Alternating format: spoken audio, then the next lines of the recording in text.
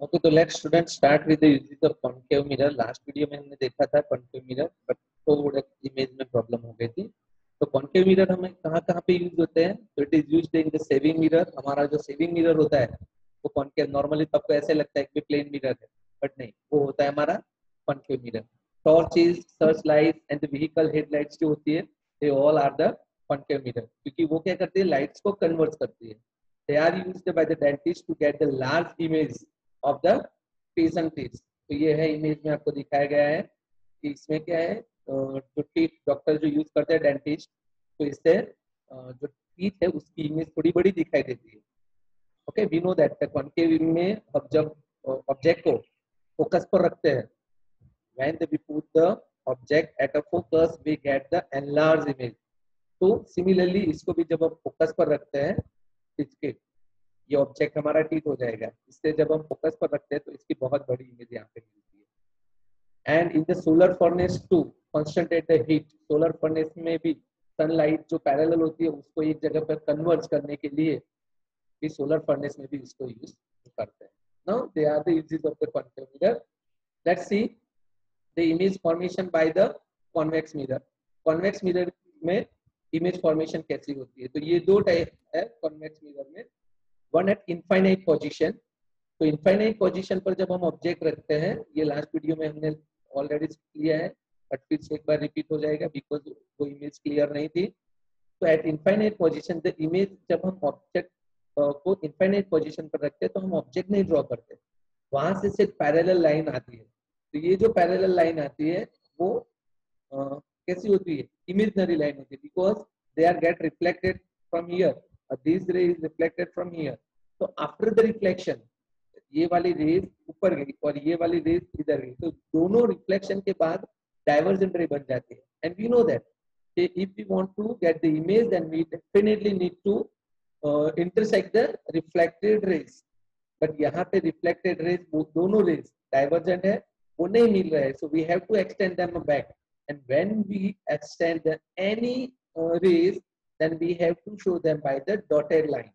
okay, so dotted line shows that the image is virtual। okay, and this image will obtain at a focus।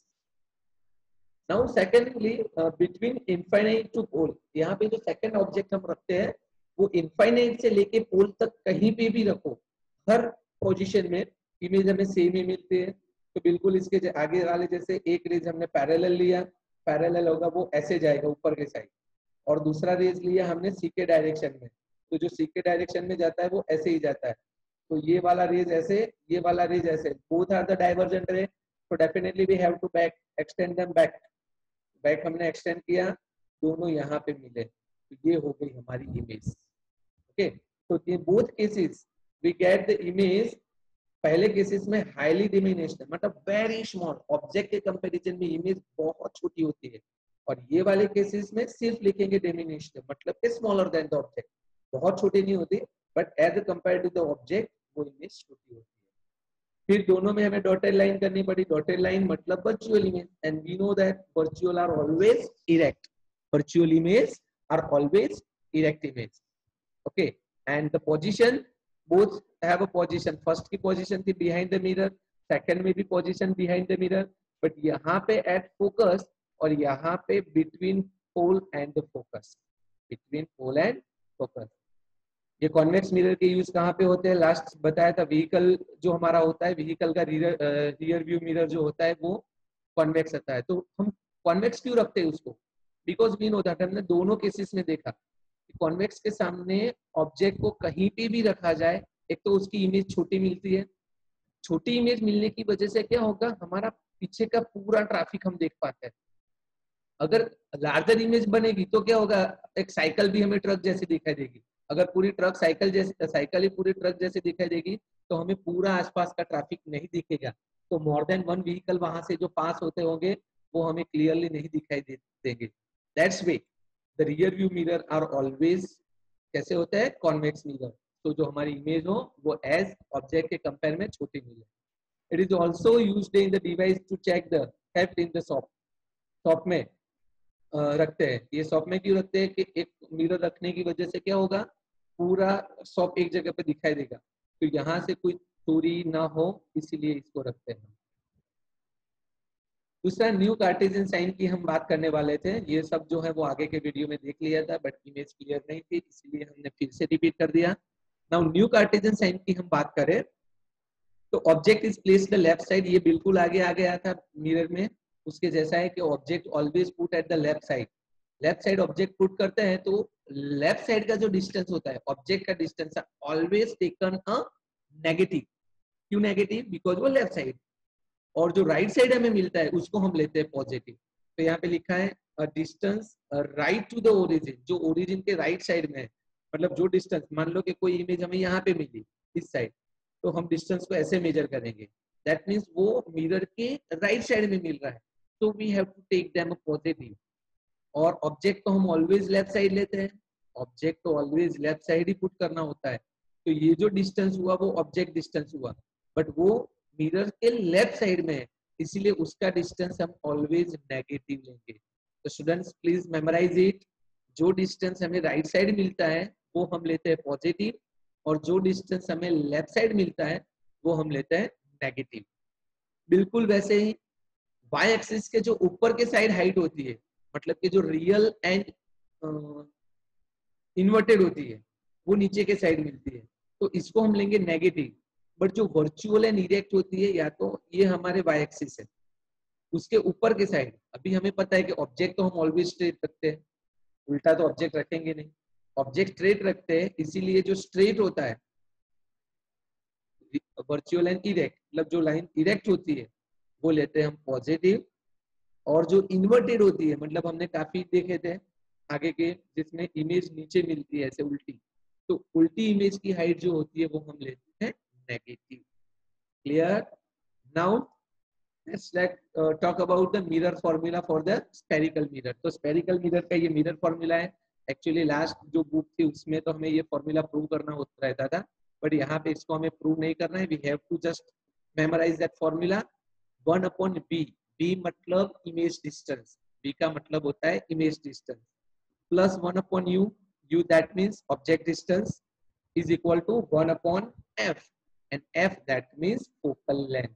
ये तीनों दिखाया हुआ है, u is equal to object distance, b is equal to image distance, and f is equal to focal length। अभी इसका use हमें कहाँ पे रहेगा, तो जो पीछे न्यूमेरिकल आएंगे जब सम, वो हम लेंगे एग्जांपल के तौर पर। तो न्यूमेरिकल के अंदर जब ये फॉर्मूला यूज करते हैं तब किसकी साइन क्या ली जाए वो बहुत इंपॉर्टेंट होता है। तो ये टेबल में मैंने आपको एक्सप्लेन कर दिया है कि अगर कॉन्वेक्स मिरर है तो कॉन्वेक्स मिरर में हम u नेगेटिव लेते हैं, मतलब ऑब्जेक्ट डिस्टेंस। अब देखो u बोथ द केस, दोनों केसेस में ये नेगेटिव है। क्यों? क्योंकि ऑब्जेक्ट हम ऑलवेज लेफ्ट साइड पुट करते हैं और लेफ्ट साइड के डिस्टेंस तो ऑलवेज हम नेगेटिव लेते हैं, इसीलिए u जो हो गया वो हो गया नेगेटिव। v की बात करें तो कॉन्वेक्स में तो v पॉजिटिव ही होता है। क्यों? तो कॉन्वेक्स में हमने दो केसेस देखे थे, कॉन्वेक्स में दो cases, one at infinite and second eight infinite से पोल के बीच में, बट दोनों केसेस में हमें इमेज राइट साइड मिली थी। तो राइट साइड मिली थी मतलब इमेज का जो डिस्टेंस हो गया वो राइट साइड हो गया, दैट्स वे ये पॉजिटिव। बट कॉन्केव में अगर हम देखें तो कॉन्केव में यहाँ पे लिखा है पॉजिटिव और नेगेटिव, तो ऐसा क्यों? तो कॉन्केव के 6 केसेस देखे थे, पहले 5 केसेस में जो इमेज है वो हमें लेफ्ट साइड मिलती है, तो लेफ्ट साइड मिलती है इसीलिए उस टाइम पे हम जो डिस्टेंस है वो लेंगे नेगेटिव। बट जो लास्ट वाला केस था हमारा 6 केस, उसमें इमेज हमें राइट साइड मिलती है, तो राइट साइड मिलती है इसीलिए हम उसको लेंगे पॉजिटिव। तो स्टूडेंट आपको ध्यान रखना है ऑब्जेक्ट कहाँ पे पुट किया है उसके हिसाब से हम उसकी नेगेटिव और पॉजिटिव साइन लेंगे। और फोकस की बात करें तो कॉन्वेक्स में फोकस पॉजिटिव, क्यों पॉजिटिव? बिकॉज उसकी इमेज हमें राइट साइड मिलती है, और यहाँ पे जो होगी वो नेगेटिव ही मिलेगी। क्लियर? तो these are used when we do the numericals. Magnification, magnification मतलब जूम करना। तो ये मैग्निफिकेशन का फॉर्मूला है, magnification is equal to height of image to the height of object, मतलब कि इमेज की हाइट और ऑब्जेक्ट की हाइट का जब हम रेशियो लेते हैं, ऑब्जेक्ट की हाइट और सॉरी इमेज की हाइट एंड ऑब्जेक्ट की हाइट का रेशियो लेते हैं तो मैग्निफिकेशन मिल जाता है। मैग्निफिकेशन मतलब कि कितना बड़ा जूम हुआ या कितना रिड्यूस हुआ, इसका मतलब ये रहता है। तो height of object, height of image to the height of object.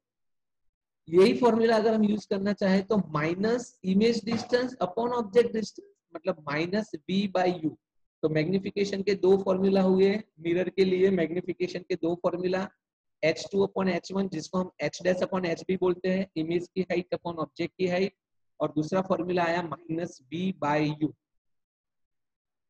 तो वर्चुअल इमेज जब भी होगी, वर्चुअल इमेज होगी तो m पॉजिटिव होगा। बाय, चलो समझते हैं, यहाँ पे ध्यान रखना। नीचे लिखा है ऑब्जेक्ट हाइट। अभी ऑब्जेक्ट तो हम ऑलवेज स्ट्रेट पुट करते हैं, we put the object always straight. तो अभी हमने देखा था मतलब कि इरेक्ट पुट करते हैं, तो इरेक्ट है इसीलिए वो h तो पॉजिटिव होगा, मतलब नीचे तो ऑलवेज पॉजिटिव ही साइन आएगी definitely, each and every time नीचे की जो साइन होगी वो पॉजिटिव होगी। बात बच्ची ऊपर की इमेज हाइट, तो इमेज जहां पे ऊपर होगी तो पॉजिटिव, जहां पे इमेज उल्टी होगी वहां पे नेगेटिव। तो वर्चुअल इमेज जो होती है, तो वर्चुअल में हम क्या लिखते हैं, वर्चुअल इमेज ऑलवेज इरेक्ट, तो इरेक्ट इसीलिए पॉजिटिव, एंड रियल इमेज जो होती है वो ऑलवेज कैसी होती है, इन्वर्टेड, तो इन्वर्टेड होती है इसीलिए नेगेटिव। तो हम सीधा याद रख देंगे वर्चुअल इमेज के लिए m पॉजिटिव और रियल इमेज के लिए m नेगेटिव। दूसरा ये दिखा है, ये मोस्ट इंपॉर्टेंट चीज है स्टूडेंट, ध्यान रखेंगे हम, मैग्निफिकेशन की वैल्यू। यहाँ पे साइन की बात की, ये दो पॉइंट में हमने मैग्निफिकेशन की साइन की बात की कि m कब पॉजिटिव होता है और कब नेगेटिव होता है। अभी ये 3 सेंटेंस में हम बात करेंगे मैग्निफिकेशन की वैल्यू कितनी होगी, या 1, या 1 से छोटी, या 1 से बड़ी। पहले तो याद रखेंगे m की वैल्यू 0 से नीचे नहीं मिलती, कभी भी नहीं मिलती। लेस देन 1 लिखा है, बट इसका मतलब होता है 0 से 1 के बीच में। दूसरा जो बताया वो m इज इक्वल टू 1 और m ग्रेटर देन 1। तो चलो हम ग्रेटर देन 1 की बात कब करेंगे, जब हमारी इमेज कैसी होगी, बिगर होगी।